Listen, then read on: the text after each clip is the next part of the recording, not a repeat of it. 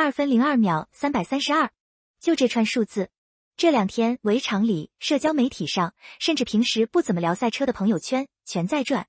王一博在上海国际赛车场又把个人最快圈速往前压了一截。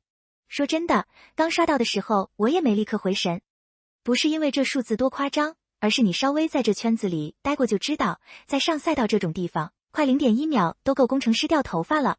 他倒好，直接砍掉将近2秒。热搜上挂着最牛85，粉丝在狂欢，但圈内人看的眼神其实不太一样。那是种哦，他真在认真搞这个的默许，甚至带着点佩服。毕竟这年头，跨界来体验生活的人太多，真正愿意把防火服闷出盐霜，把遥测数据看烂的，凤毛麟角。流量这东西，风口过了就散，但赛道上的计时器只认油门和刹车。3月末的上海，气温已经有点压不住了。赛车座舱里，实测轻松突破50度。什么概念？相当于你穿着厚重的 Nomex 防火服，坐在一个没有空调的微型烤箱里，双手攥着个没有助力的方向盘，脚下踩着能把你小腿肌肉震到抽筋的碳陶刹车。心率飙到180多，呼吸都是烫的，汗水顺着护目镜边缘往下淌，视线偶尔还会被热浪扭曲。可他连续跑了 Test 8和 Test 92节，一圈下来没松懈，反而下一圈刹车点更准，出弯油门给得更顺。这哪是天赋突然开窍啊，纯粹是身体和车在较劲，然后他慢慢摸到了那个临界点。每次过弯，方向盘回正的角度，循迹刹车那一瞬间的脚感，轮胎抓地力衰减的预兆，都是拿肌肉记忆硬堆出来的。你说他累不累？肯定累。但你看他下车后的样子，没急着去喝水拍照，也没跟媒体多寒暄，第一反应是找工程师对数据。这细节挺戳人的。真把赛车当爱好的人，快乐在冲线那一刻；真把赛车当职业的人，焦虑在下一圈怎么还能快0.05秒2秒。外行人听着没啥，圈内人听着得倒吸口凉气。去年上海8小时耐力赛，他排位赛跑的是2分04秒326，这才多久？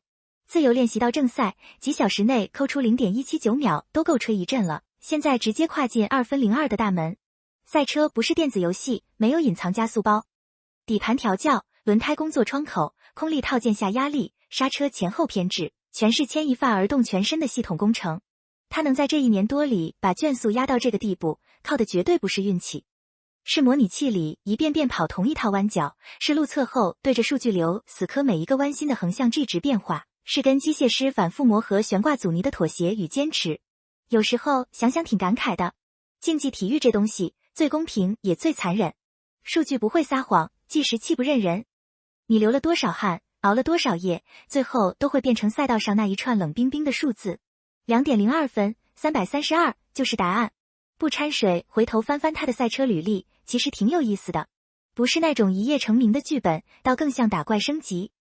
2019年刚摸赛车的时候，跑珠海亚洲公路摩托车赛，拿新秀组第1，混合组第2。那时候很多人也就是看个新鲜，觉得明星来试水罢了。后来转 GT3，跟方俊宇搭档打 GTSC， 珠海站那种逆风翻盘的局，已经能看出点韧性了。再到2025年，宁波雨战拿亚军，上海耐力赛一次次刷新自己，从2轮到4轮，从干地到暴雨，环境变了，车重变了，刹车逻辑也变了，但他那种死磕的劲儿没变。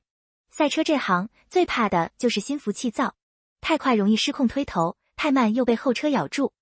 他反而走出了一种很稳的节奏，不抢风头，不立人设，就是跑，一圈比一圈熟，一场比一场稳。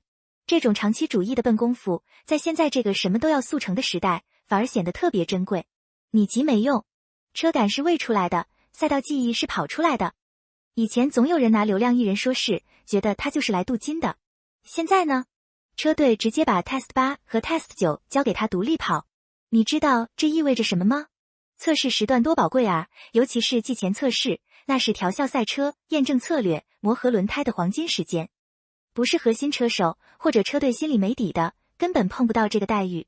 耐力精神纪录片里队友那句在公平竞速的地方，人家是真车手，被信任不是偶然，听着平淡，其实分量极重。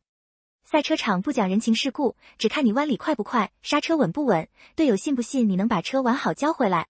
当他从需要照顾的新人变成车队战术拼图里的关键一块，这个转变不是靠公关稿写出来的，是实打实跑出来的。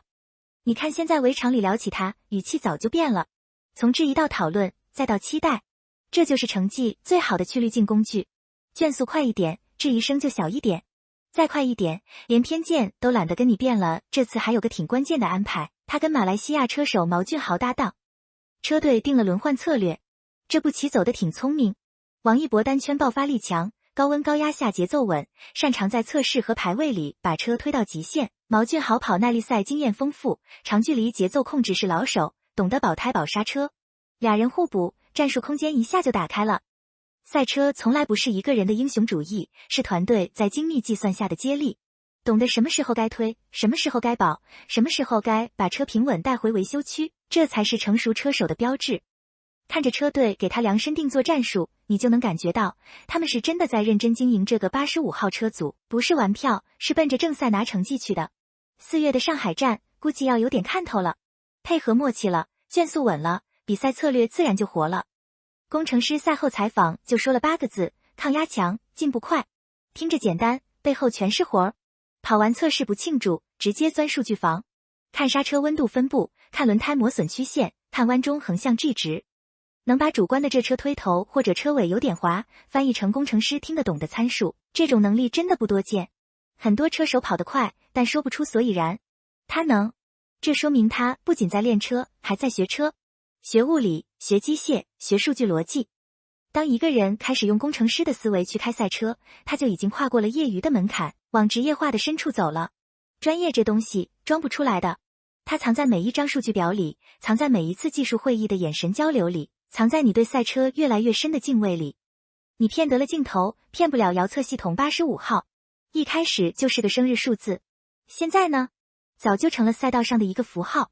涂装从早期的青蛇元素换成了现在的战术迷彩。赛车服袖口的迷彩臂套，看台上那顶标志性的棒球帽，慢慢形成了一套他自己的视觉语言。挺有意思的，你看这些细节，其实不是简单的商业包装，更像是一种心理暗示，一种身份认同。当他把85印在头盔上，穿在身上，开在赛道里，这个数字就有了重量。它不再代表某个娱乐标签，而是代表一种态度。我来了，我认真了，我会一直跑下去。赛车文化本来就该是这样，不需要声嘶力竭的喊口号，你跑出的轨迹，留下的胎痕，还有赛车服上洗不掉的油渍，都在替你说话。符号这东西用久了就长进骨头里了。说实话，他这几年的突破对 China GT 的影响其实挺微妙的。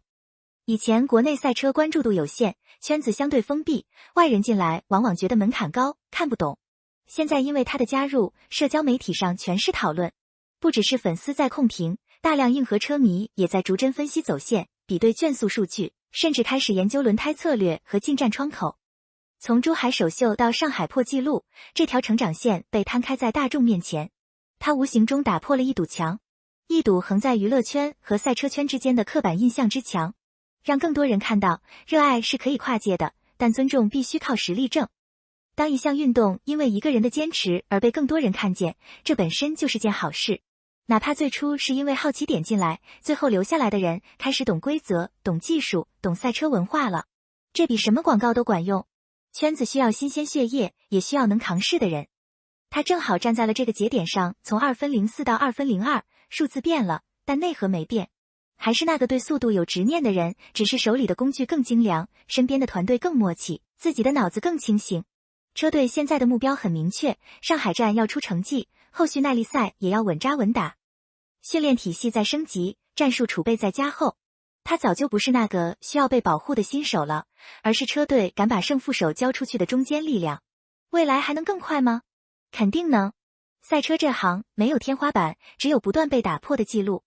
但比数字更重要的是，他在50度座舱里依然能保持冷静的那份纯粹，是跑完测试先对数据而不是先对镜头的职业习惯，是明明可以靠流量躺着赚钱，却偏要穿上防火服去吃苦的傻劲。这事儿挺酷的，真的。我们就等着听下一次引擎轰鸣吧。绿灯亮的时候，赛道上没别的，只有人、车和前方那个弯，跑就是了。